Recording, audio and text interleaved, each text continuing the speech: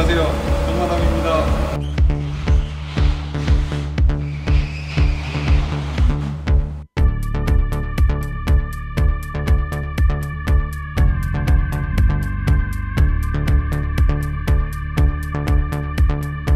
여러분 안녕하세요, 정마담입니다. 추석 연휴는 잘 보내고 계십니까? 오늘도 이렇게 비가 내리고 있는데요, 제가 첫 촬영일 때도 비가 내려서 촬영을 중단했는데 오늘 이렇게 주차장에서라도 여러분들을 만나 뵐 수 있게 되어서 정말로 다행이라고 생각하고 있습니다. 오늘 여러분들과 함께 볼 차량은 포르쉐의 꿈이었죠. 포르쉐의 창립자인 페르디난트 포르쉐의 꿈이었던 온 가족이 탈 수 있는 스포츠카를 만들고 싶다, 만들겠다라는 꿈을 현실로 이루어냈던 그 차량 파나메라 모델이 되겠습니다. 짜잔!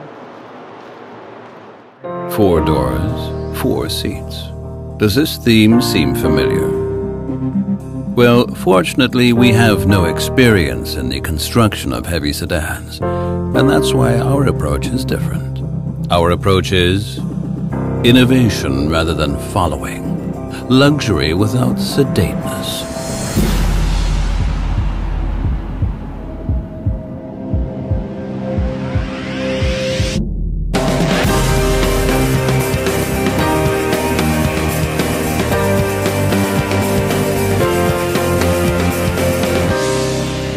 The new Panamera, 4 uncompromised. 파나메라는 독일의 고급 스포츠카 브랜드인 포르쉐에서 출시한 2009년도에 출시했습니다. 2009년도에 출시한 FR 구동 방식의 4인이 탈 수 있는 스포츠형 대형 패스트팩 모델입니다. 출시 초기에는 호불호가 많이 갈렸어요. 엔진이 앞에 있다, 심지어 디젤이다, 뭐 이런 것들 때문에 어떻게 이게 포르쉐가 될 수 있느냐, 그렇게 얘기할 수 있습니다. 왜냐하면 전면부 디자인이 포르쉐 고유의 아이덴티티인 이렇게 누워있는, 앞에가 많이 누워있는데 이 차량 같은 경우는 엔진이 앞에 있다 보니까 굉장히 뚱뚱해졌어요. 앞부분 뿐만 아니라 뒷부분도 마찬가지죠. 물론 911도 4인승이지만 911 같은 경우는 뒷좌석에 승객이 못한다고 봐야 되는 게 맞는 거고, 뒷좌석에 편안하게 승객을 태우려고 하다 보니까 뒷모습이 또 우람해졌어요. 하다 보니 디자인 쪽으로 많이 까이기도 했습니다. 하지만 911 모델을 계속해서 출시하기 위해서는 그때 당시에 포르쉐는 완전히 지금 경영난에 빠져 있을 텐데 어떤 돌파구가 있었어야지 911을 계속해서 만들 수가 있었어요. 그래서 생각해낸 모델이 카이엔 모델과 이 파나메라 모델입니다. 결국에 지금의 포르쉐가 살아있는 거는 이 카이엔과 파나메라 모델이 없었으면 살아있을 수가 없었어요. 그만큼 아주 큰 경영난에 봉착돼 있는 상황이었고, 포르쉐의 기존의 고객들 같은 경우는 말도 안 된다 그랬거든요. FR 구동 방식이 일단 말이 안 되고, SUV 차량이 나온다는 거 말도 안 되고, 세단이 나온다는 것도 말도 안 됐어요. 말도 안 된다고 계속 표현을 하자면 정말 말이 안 되는 건데, 포르쉐가 어떤 포르쉐입니까? 그들이 가지고 있는 어떤 고유의 정체성을 살리기 위해서는 이런 방법 저런 방법을 사용할 수밖에 없었어요. 그리고 결과적으로 보면은 파나메라와 카이엔이 없으면 포르쉐는 지금도 살아나갈 길이 없습니다. 그리고 파나메라가 2009년도에서부터 현재까지 나오고 있는데요, 2016년도에 나왔던 2세대 모델 보세요. 엄청난 호평을 받았거든요. 과연 1세대가 없었다면 지금의 2세대가 그렇게 멋있게 나올 수 있었을까요? 힘들겠죠. 오늘 보시는 차량이 2009년도에 나왔었던 초기형 모델이에요. 2013년도에 한 번의 페이스리프트를 거치는데 오늘 보시는 차량은 2012년형 모델입니다. 심지어 디젤이에요, 디젤. 사람들은 얘기할 수 있겠죠. 디젤의 포르쉐가 포르쉐냐? 디젤의 포르쉐도 포르쉐입니다. 제가 타보니까 일단은 시동 걸었을 때 디젤 특유의 어떤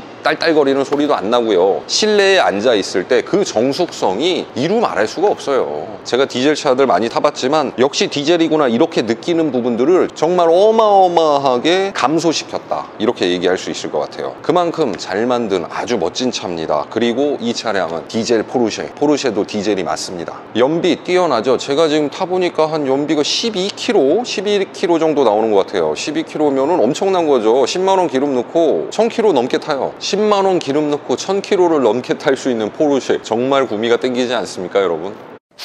1세대 파나메라가 출시한 지 벌써 11년이 되었습니다. 10년이 지났어요. 하지만 지금도 이렇게 멋진 모습을 가지고 있죠. 오늘 보시는 이 차량이 1세대 초기형 페리 전 모델인 2012년식 모델이에요. 250마력 56토크를 가지고 있는 터보 디젤 엔진. 엔진 한번 보여드릴까요?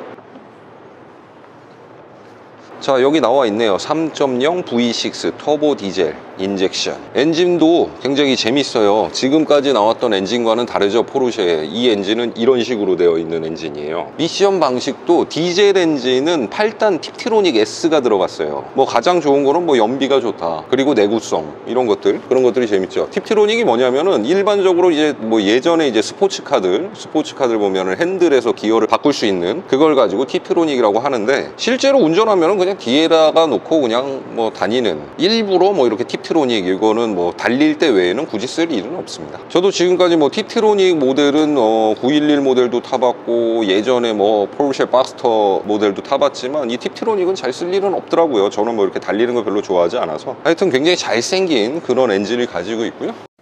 디자인을 보시면은 엔진룸이 앞에 있다 보니까 기존의 포르쉐를 생각했던 분들은 좀 많이 좀 뭐 대략 난감할 수도 있을 것 같아요. 이건 뭐 황소개구리 수준이죠. 황소개구리. 일반적으로 우리가 생각하는 개구리의 모습이 아니라 황소개구리급이고, 그래도 엔진이 앞에 있는데도 불구하고 앞쪽에 라디에이터 그릴 요거를 삭제시켰어요. 그래서 고유의 아이덴티티를 살렸다. 그리고 밑으로, 최대한 밑으로 내리 깔면서 좀 더 돌출돼 보이는 게 굉장히 강한 이미지. 제논 방식의 헤드램프고요. 페리가 되면서 라이트가 좀 변경이 되었는데, 저는 원래 뭐든지 차가 초기에 나온 것들을 가장 좋아하기 때문에, 물론 돈도 뭐 많이 차이가 있고요. 나름 저는 잘생겼다고 생각하는데, 이 라이트도 개조하시는 분들이 많더라고요. 이 부분을 4포인트, 요즘 나오는 4포인트처럼 이렇게 개조하시는 분들도 있는데, 클리어 타입의 큰 눈이 아주 뭐 매력적인 차량이라고 할 수 있겠습니다. 그리고 여기서 뭐 잠깐 얘기하자면은, 사족을 얘기하자면은, 이 컬러, 이 파란색, 이 블루 컬러가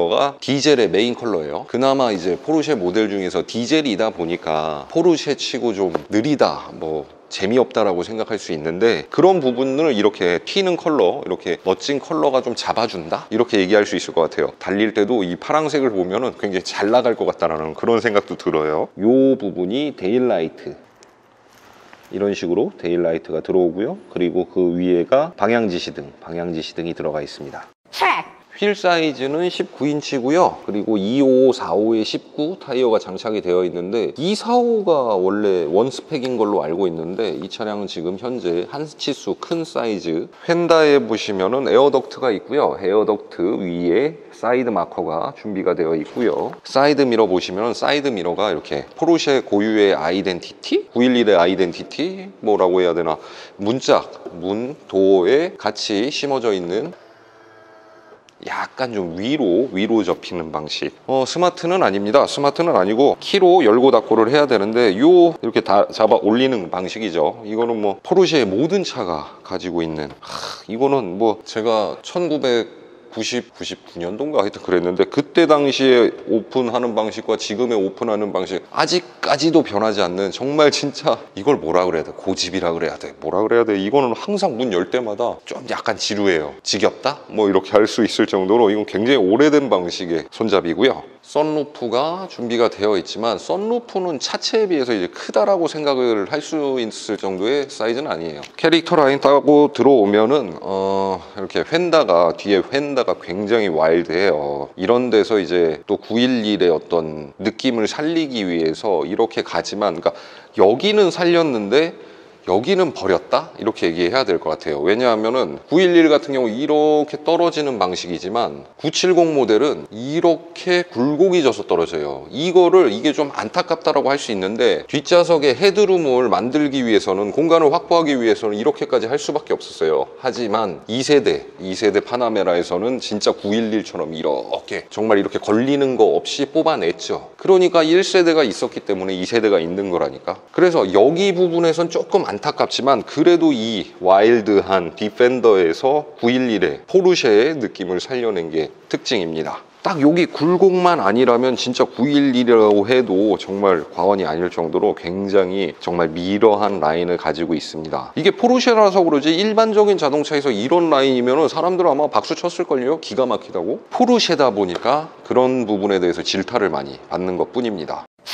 테일램프 보시면요, 테일램프는 LED 페리가 된 2013년 이후 버전 모델은 이제 면발광으로 교체가 되었어요. 근데 전 면발광보다 이런 LED도 굉장히 멋있다라고 생각합니다. 이 부분이 이제 스포일러죠. 자, 이렇게 나와 있죠. 이게 이제 인위적으로 내가 이제 버튼을 눌러서 세울 수도 있고, 들어가 있을 때는 주행 속도가 80km 이상이었을 때 자동으로 이렇게 튀어나오는 스포일러를 가지고 있습니다.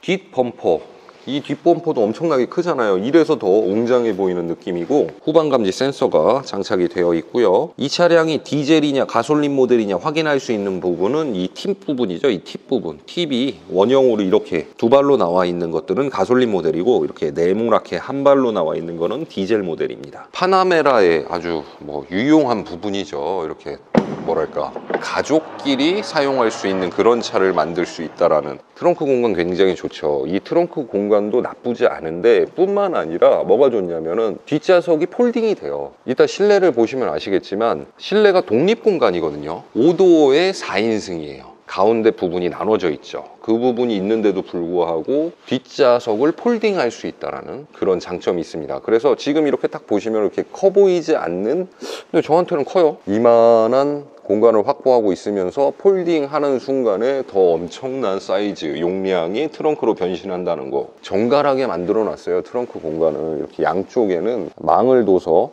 또 이렇게 분리해서 수납을 할 수 있고요. 공구 박스, 그리고 타이어 공기압, 여기도 이제 수납 공간이 있죠. 수납 공간이 있고, 나눠서 잘 쓸 수가 있어요. 시거책 소켓도 있어요. 시거책 소켓도 있어가지고 레저용으로, 그러니까 가족용으로 잘 탈 수 있도록 그렇게 만들었다. 근데 아무래도 이렇게 쿠페형 세단이다 보니까 뒷부분이 많이 누웠잖아요. 그러니까 이렇게 짐이 좀 큰 짐들 같은 경우는 담을 수 없는 어떤 그런 불편함이 좀 있어요. 그래도 이 시트가 폴딩이 된다라는데 거기서 아주 큰 점수를 줄 수 있겠죠. 가족이 타고 다니기에 정말 좋은 차. 전동 트렁크고요. 보면 볼수록 저는 이 라인이 참 예뻐요. 자, 뒷좌석을 한번 보겠습니다.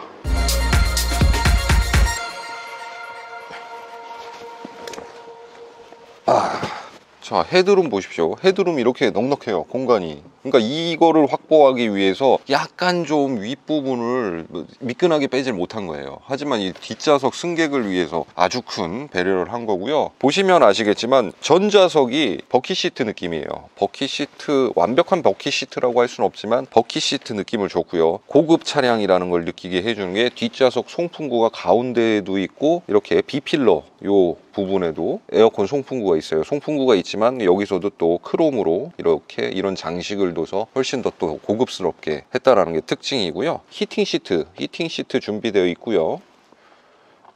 자, 컵홀더가 있고, 이 안에 보면은 또 컵홀더가 있고요. 시거책 소켓이 하나, 두 개가 준비가 되어 있습니다. 분리된 뒷좌석 거주 공간이 있고요.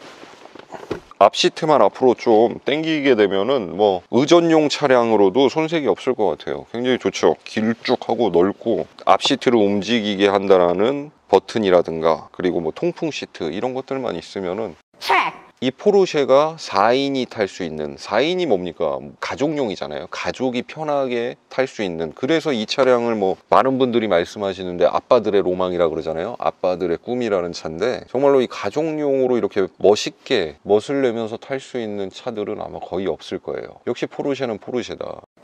파나메라의 실내를 보겠습니다. 파나메라의 실내는 말씀드렸듯이 카이엔 모델과 똑같고요. 시동을 한번 먼저 걸어볼게요.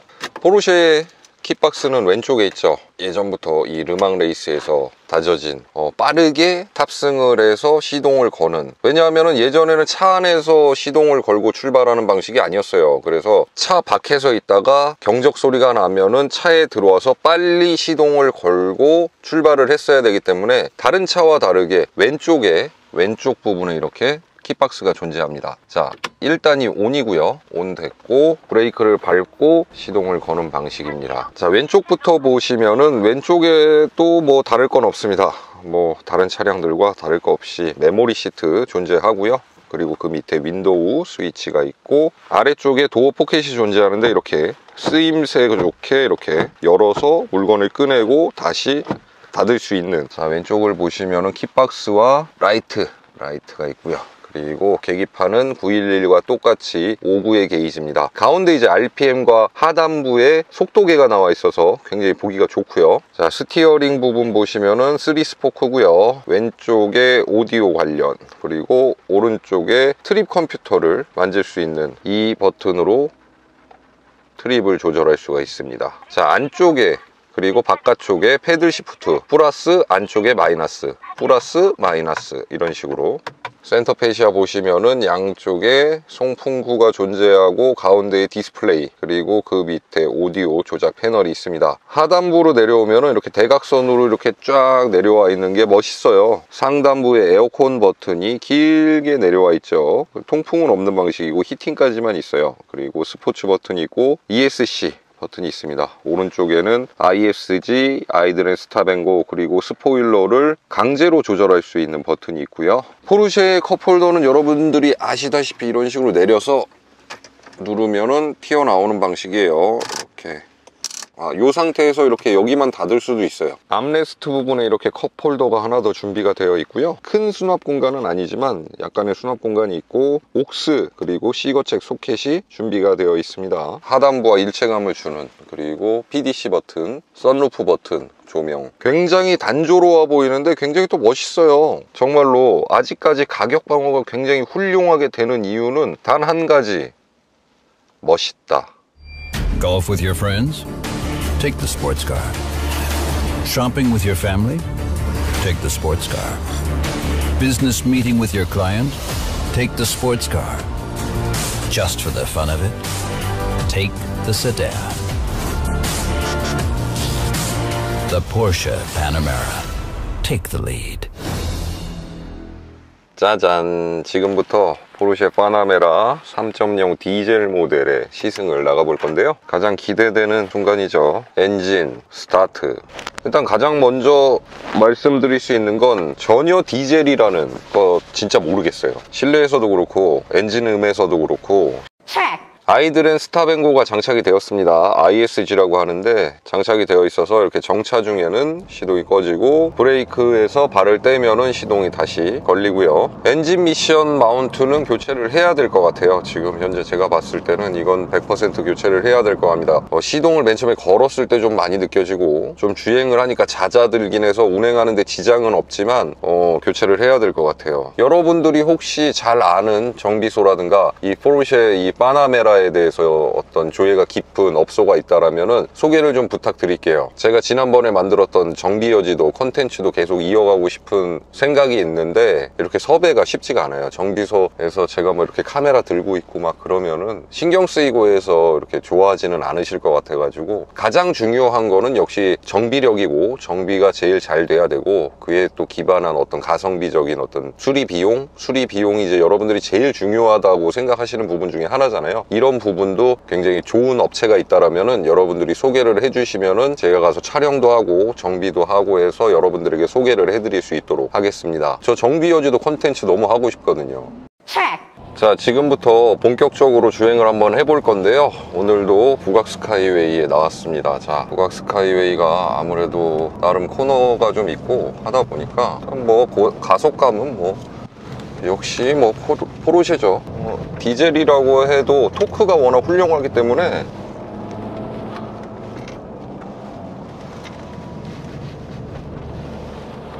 확실히 조금 까레라와는 확실히 좀 많이 다르네요. 이렇게 조금 좀 뭐랄까 이 언더가 좀 나는 것 같은데, 그래도 스포츠 세단이라고 말할 수 있을 정도의 괜찮은 코너를 구사를 하고 있지만, 이거 뭐 까레라 잡아 돌리는 것처럼 하면은 큰일 나겠는데요. 조금 뭐랄까 불안합니다. 불안해.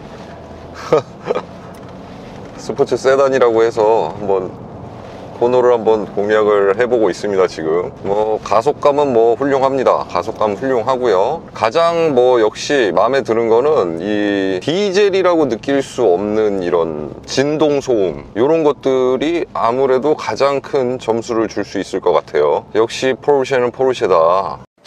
진짜 다시 한번 느끼지만 가속감, 코너 911을 물론 생각하면 안 되지만 어찌됐든 이 포르쉐의 모든 차들은 911의 정체성을 가지고 만들어내는 차기 때문에 일반 S클래스나 이런 차량들에 비해서 코너는 월등히 뛰어나요. 월등히 뛰어나긴 하지만 역시 승용차는 어쩔 수 없다라는 생각이 좀 많이 듭니다. 일단 제가 불안해서 조금 뭐 서킷이면은 모르겠는데 이런 일반 공도나 산길 코너 같은 경우는 많이 좀 부족하다, 불편하다라고 생각이 돼요. 뭐 일단은 이렇게 언덕을 올라오는 데 있어서 전혀 불편함은 없고요. 힘 같은 경우는 절대 전혀 불편한 게 없습니다. 그 정도만 확인을 해도 전혀 문제가 없지 않나, 불편함이 없지 않나. 아무래도 이 차량 같은 경우는 엔트리 모델인 디젤 모델이다 보니까 뭐 스포츠 댐퍼라든가 뭐 이런 것들이 좀 다 빠져 있죠.